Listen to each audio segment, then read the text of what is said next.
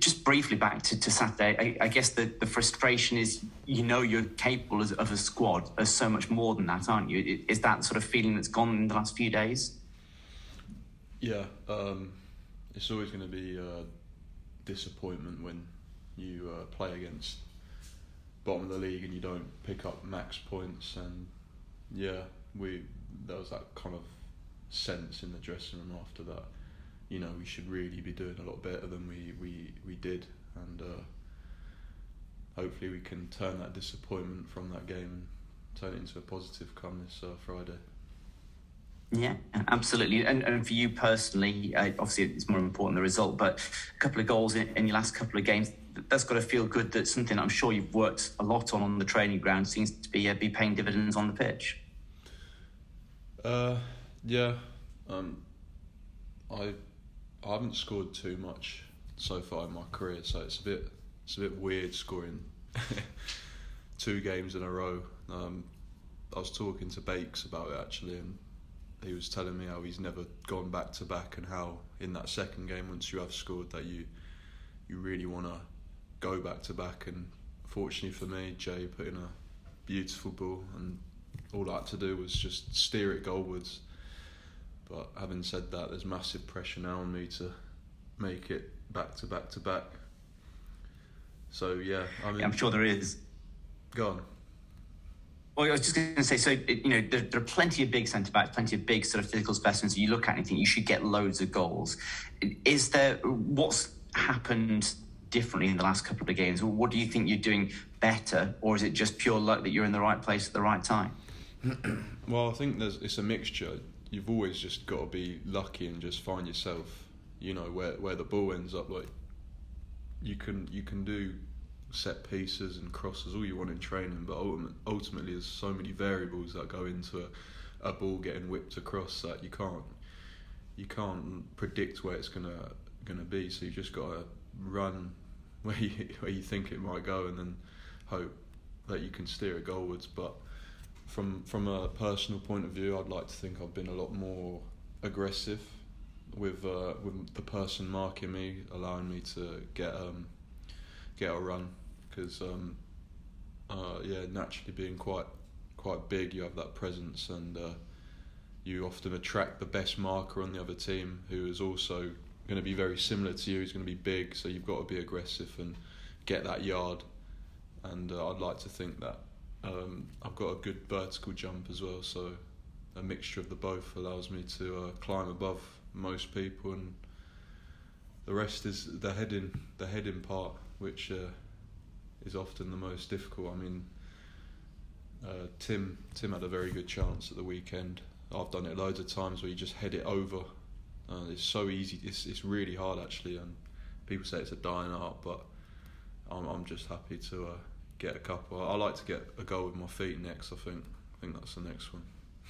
Okay, well, there's another one to knock off the list, but actually just scoring and influencing games in that way, as opposed to in your general sort of defensive play, does that give you a bit of a spring in the step? Does it make you feel more positive about the rest of your game during the match? Yeah, I can't rely on goals to give me that extra boost, but it certainly does when you score and you hear the roar of the crowd, and it just gets the adrenaline pumping. You just want to, it's addictive, and you want to keep doing it really, and it's always going to make you play better when you score. And I think I've heard certainly a fair few fans in the last week or two making comparisons between you and a defender who did score a lot of goals at Bristol City in Aidan Flint. And once you get started, you never know. Maybe you can match his sort of tallies and hit double figures in a season. I think we're a long way off that. It was quite famous, like his goal record universally in the football leagues, like up and down. People were talking about how him as a centre back was scoring so many goals, and it's something that any defender would love to replicate really. But I think you just got to realise how special that is, and how rare that is. And I don't think, I'll be very, very lucky if I was to ever hit double figures in my career. well, never say never. You never know what's going to happen in the future. And we're not quite at the end of the season, but I'm just interested how you found your first year at Bristol City, but also first year of playing in the Championship. Is it what you expected across almost all of the season now?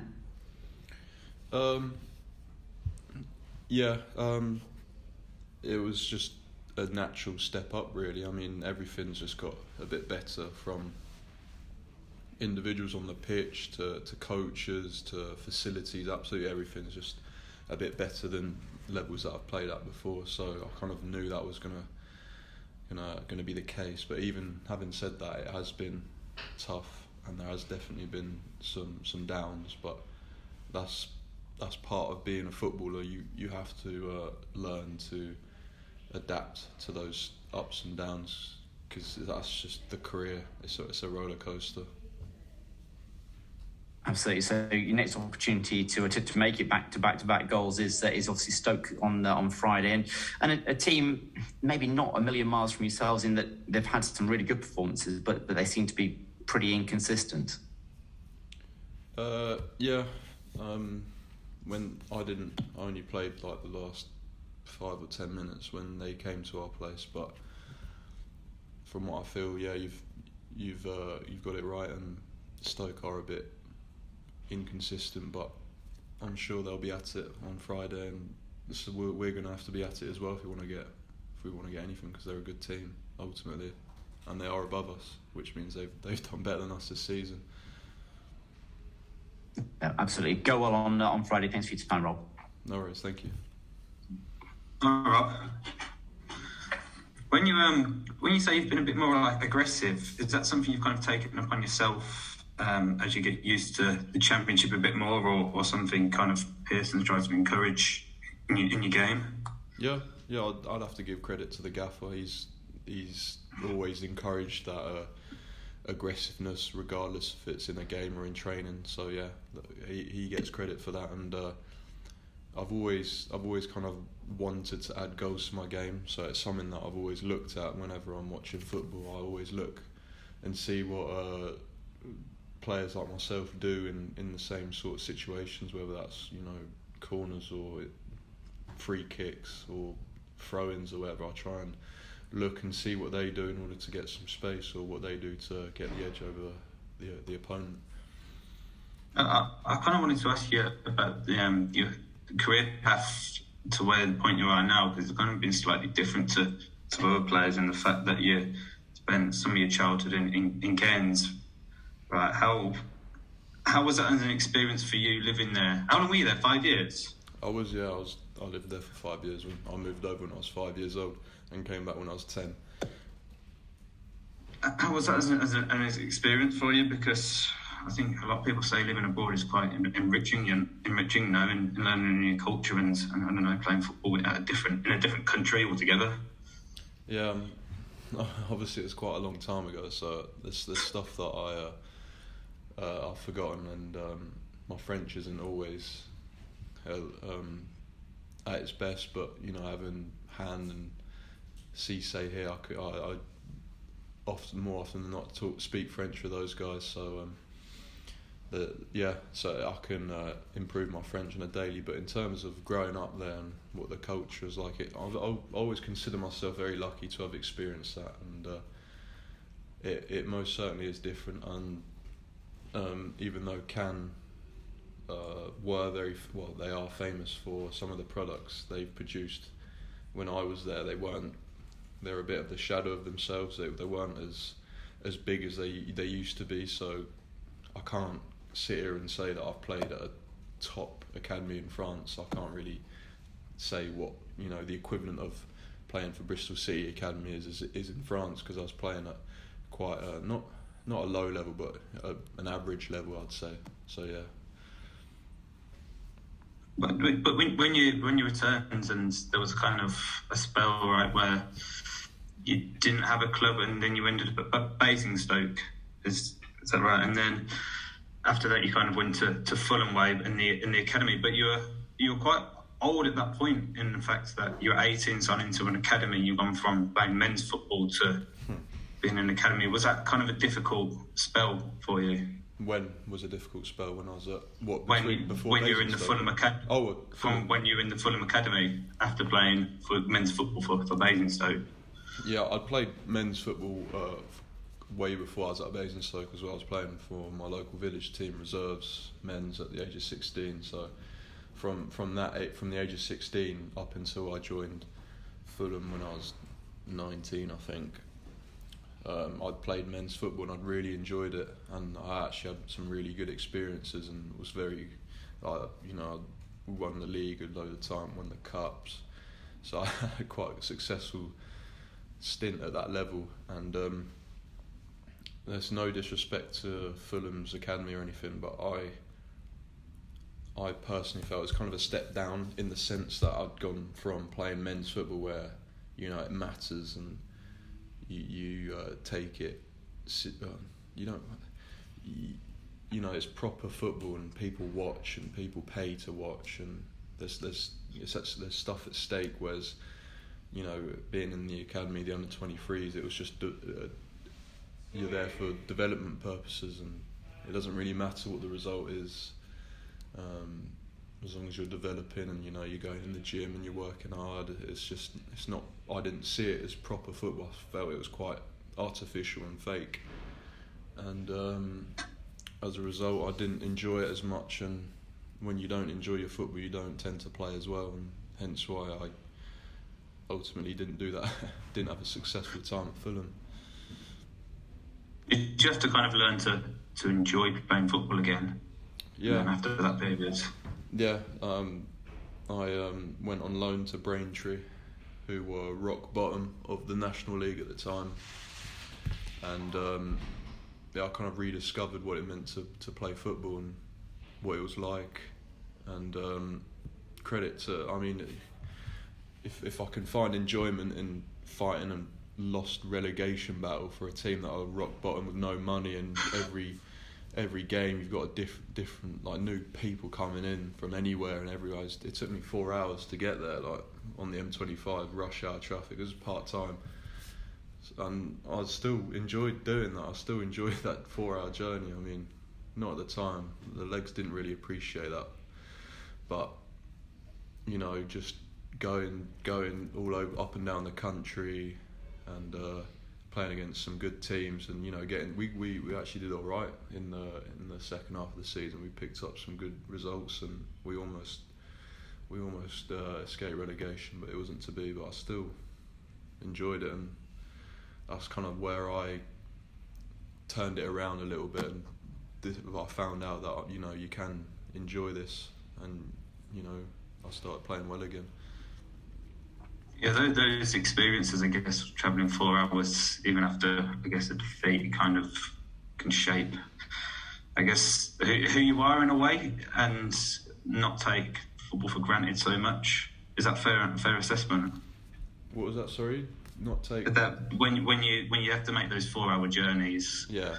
And you get those experiences even after a defeat against for rock bottom in the league, against National League. I guess that kind of shapes who you are as a person, and you don't take for granted, I don't know, the experience of being a footballer, I guess, in a way. Yeah, it was special. It was a special time, really, and it's something that I'll always remember fondly for the rest of my life. That sort of time where I rediscovered my passion for the game. Do you have to kind of pinch yourself sometimes how quickly your career's kind of moved? It's weird. It's almost kind of been the same every season. So I do very well and then get a move up, and then do very well and then get a move up. This will be the first season where I know that I'll be here next season, and I look forward to next season. But you're right, it has been very quick, and having said that, this season I feel has gone very quickly as well, and a lot of the older lads say that as you get older it only gets quicker, so it's just something you've got to get used to. I think the sort of speed of the career, it's only a short career ultimately.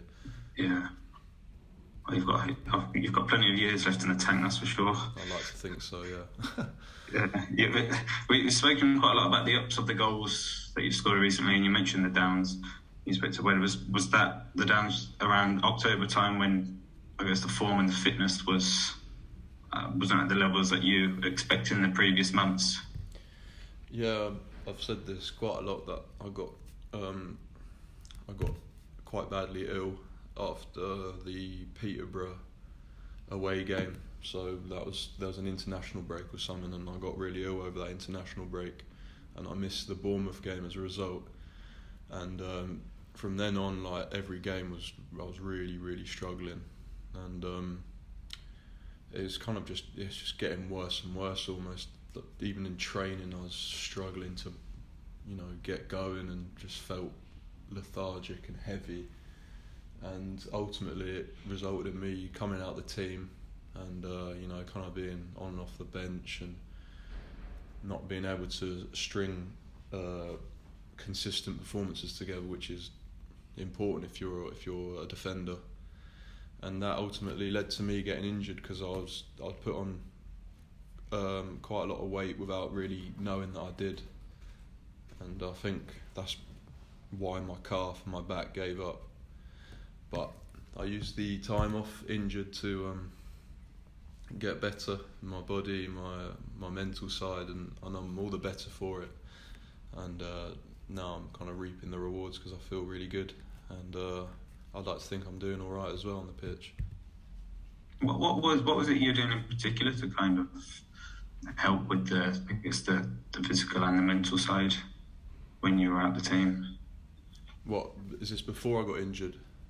Yeah, during your injury, you said that you did some work when you were out the team on your kind of, I guess, the physical and the mental side. I was just wondering if you could elaborate on kind of what sort of stuff you were doing at the time.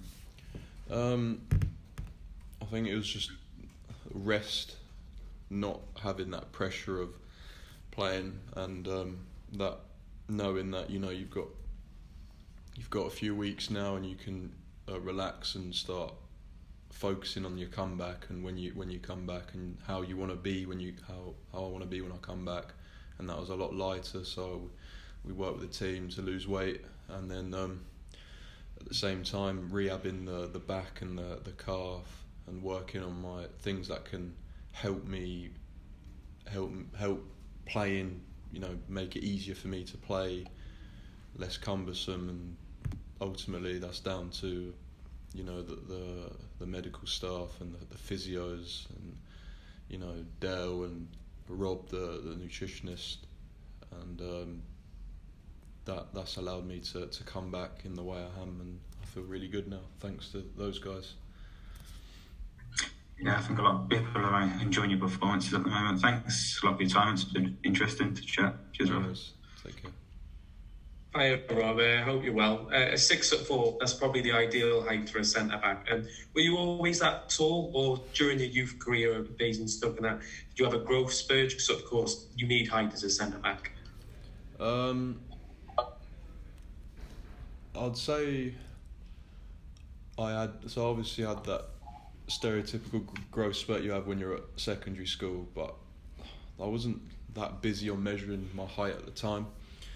I'd like to think I had another growth spurt when I was at Basingstoke, because I actually broke my ankle as a result of it. I didn't even do anything to break it. It was down to me growing, like my bones were still growing at something like that. And so I think at around 19 when I joined Fulham, I was probably at that 6'4" height. But then again, I wasn't as built muscly wise as I was. Quite wiry and skinny.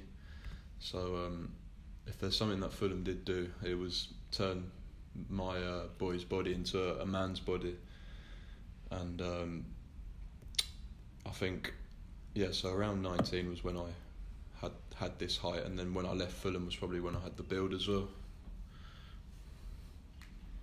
So with that as well, did you always, did your career as a centre-back, or when you were playing like youth or academy, not youth or academy football, but like kids football, were you always a centre-back or a defender, or did you go up front or such as well? Well, I think no one really starts off as a centre-back. when I was very, very young, when I was in France, I was actually a striker, and I think I was pretty good actually, funnily enough. And then you make that natural when you start showing the physical properties of a centre back, you start slowly sliding back down the down the pitch. I think I did a stint left wing because left footers are quite rare. So whenever you've got a left foot, you stick them out on the left wing. And then probably my favourite time was playing centre mid. Actually, that was when I wasn't as heavy as I am now, so I was able to actually move around for a lot longer and a lot more consistently. And I thought that's where I wanted my career to kind of go as a centre mid. But it's quite recent actually. I think it was when I played Naphill Reserves. That's my local village team when I was 16. I just got chucked at centre back, and I was very comfortable there because obviously having that growth spurt as a youngster, I was always naturally the best in the air, and I had quite a big pride in not letting people get past me when I was centre mid. Like I had just had that attitude about me, so to bring that into the defence, the central defence, it just made it seamless almost. It was just more the very small stuff like positioning and reading of the game that needed fine tuning, but that comes with experience.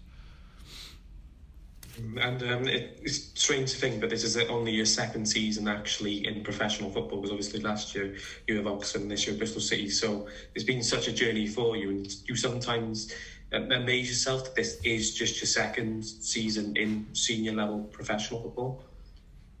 What was that, sorry? Can you say that again? So just as such, it's only just second professional season, because obviously Oxford last season and Bristol this season, so it's quite amazing the progress that you make, because some players take for ages to get to the level you are at now. You've gone from League One, you've gone from non-league to League One to Championship in the space of 3 years.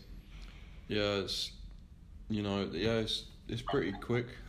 I think there's probably players that have done it even quicker, and as you said, there's players that take a lot longer to develop. And all I can say is that it's down to a mixture of fortune and also being actually putting in the performances and being recognised. So that's kind of the two things I put it down to. Left-footed centre backs are often seen as gold dust. There's not many of us, so even if I wasn't as good, then clubs would still be interested just because they like the symmetry in their teams. Great, thank you, Rob. All the best on Friday. Thank you. Hi, Rob. Hiya. Just one from me. What are the kind of biggest lessons you feel like you've learned this season in terms of your development and growth? I've mentioned it a few times. I'd have to say it's dealing with the ups and downs of football. I think, I'd experienced ups and downs before, but not to this extent. I think the fact that there was no fans in the stadiums last season made dealing with it a lot easier, because you don't see their emotional reactions to things that happen. Whereas this season, we don't do well, and we get the full brunt of the fans and their disappointment. It really hits home, and I think it's about learning on how to deal with that and then putting it right. And then on the flip side, it's when you're doing well, not to get too excited, because you never know, next week you'll come crashing back down to earth. So I'd say it's dealing with the ups and downs. Because Nigel Pearson's obviously been quite open in terms of the areas he thinks that the squad needs to improve and things that need to get better. I mean, what's your feeling within the team as to kind of those views and how you kind of those areas that hopefully you want to kind of develop and grow collectively at? Yeah, it's who'd want to be a gaffer? I mean, he's got a very difficult. I mean, I'm not really as educated as yourself on what's happening with like contracts and stuff, but ultimately he's got a very difficult job, and all I want to do is, I'm one of the lucky ones. I know that I'm going to be here. I've got a longer contract. So it's about me forming relationships with these players that I honestly, it's a tough question because I don't know who the gaffer's going to bring in, who's going to get contracts and who's going to be here come the first day of pre-season. So all I can say is it's as difficult for me as it is for the gaffer because I'm kind of in the unknown as well. I'd like to know what's going to happen, but no one does. I don't know. Does that make it difficult to sort of try to plan ahead, I guess, for next season, or think of, kind of the areas you might want to kind of improve on next season, as you say, if you're not entirely sure who's going to necessarily be here next year? Yeah. I think the COVID pandemic's hit like every club so hard, and it seems to have hit this one very hard as well. It is important that you know who you're going to be with next season, so you can kind of form those relationships. But ultimately, we're in a position where we're not lucky enough to know who I'm going to be with and who's going to be next to me and who's going to be where. So at the moment, I can have to we've still got 5 games to go. Let's focus on those games, and hopefully we'll find out more as it comes. And I guess is the feeling just to try to, with just 5 games left of the season, to try to end as much on a high as you can with the squad and kind of end on a positive note to go into the summer? Yeah, and we've talked about that, and that's something that we want to achieve together. We want to go out on a high so we can carry that momentum forward going into next season. So yeah, it's important we put in some good performances and hopefully pick up some points. Thanks very much. Thank you.